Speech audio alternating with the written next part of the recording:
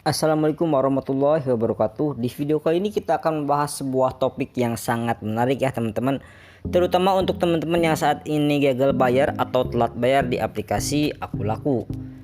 Jadi harapan saya untuk teman-teman yang telat bayar atau gagal bayar di aplikasi Akulaku saat ini tetap tenang, tetap semangat, dan jangan berkecil hati. Insya Allah semua akan baik-baik aja. Insya Allah nggak akan terjadi hal buruk apapun. Amin amin ya robbal alamin. Nah, ini ada komentar ya di salah satu channel saya. Nah, beliau itu bilang teman saya itu auto lunas setelah 1 tahun lebih pinjaman di Akulaku ya.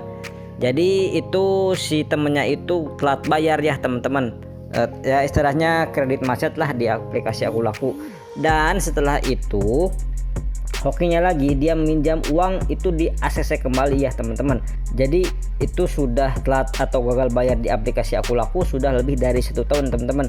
Nah, kok bisa begitu ya teman-teman? Bukannya harusnya kalau udah pernah gagal bayar itu sulit sekali untuk bisa pinjam uang lagi, atau bahkan mungkin auto lunas aja itu sudah sangat sulit sekali. Dan benar-benar ya mungkin teman-teman beruntung dan rezeki teman-teman, utang teman-teman itu dianggap lunas. Jadi mungkin Akulaku tutup buku, atau mungkin ya hutang teman-teman itu diganti sama asuransi. Itu bisa jadi kemungkinannya seperti itu ya teman-teman. Tapi kan itu kan perbandingannya mungkin 1 banding 1000 ya teman-teman. Jadi ya dari sekian banyak orang mungkin 1 orang yang dilunaskan seperti ini. Kenapa hal ini terjadi?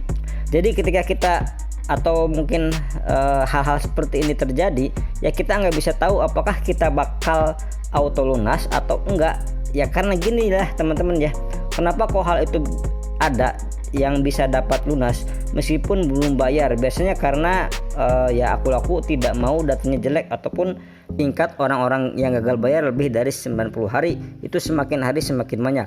Pastinya kalau hutangnya nggak seberapa, hutangnya juga nggak lebih dari misalkan puluhan juta, terus kemudian kemungkinan orang ini bayar, maka tim analisis Akulaku pasti akan ngasih info ya, mending orang ini di auto lunasin aja, mending orang ini diputihin aja datanya. Itu bisa jadi karena ya kalau enggak bayar, selain rugi uang, Akulaku secara data juga rugi secara performa ya teman-teman.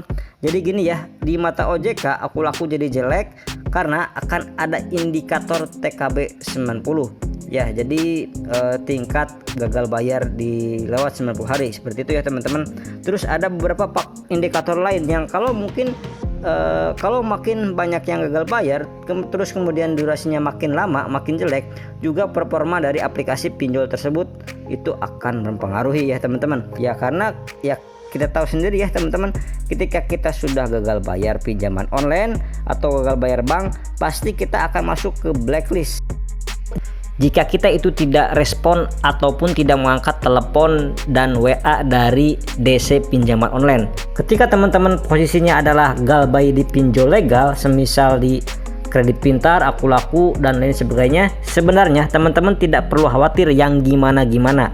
Cuman memang ada beberapa resiko yang harus teman-teman pertimbangkan. Jika teman-teman tidak menanggapi dan tidak merespon WA atau telepon dari pinjol tersebut, nah ini perlu teman-teman ketahui, karena teman-teman harus catat baik-baik ya. Jika teman-teman menghubungi saudara teman-teman yang di luar kontak darurat, itu sebenarnya menjadi tanda tanya besar dari mana DC tersebut mempunyai data dari keluarga teman-teman.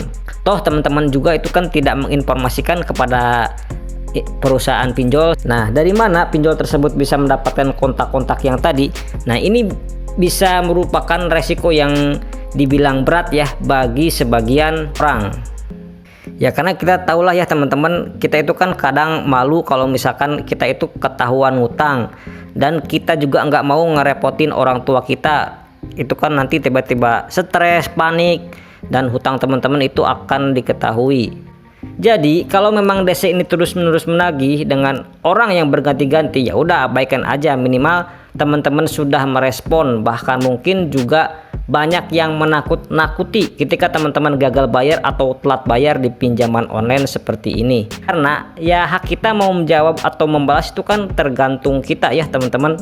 Jadi apabila teman-teman ada DC menghubungi teman-teman, nah teman-teman nanti nggak usah takut, tenang aja teman-teman. Kalau misalkan dihubungi oleh DC itu bisa teman-teman blokir untuk nomornya, tapi ingat risikonya pasti kontak darurat teman-teman itu akan dihubungi, dan kalau pinjol itu pinjol legal ya teman-teman. Nah, sekian dulu di video kali ini, mudah-mudahan informasi ini bermanfaat untuk teman-teman semuanya. Saya pamit, wassalamualaikum warahmatullahi wabarakatuh.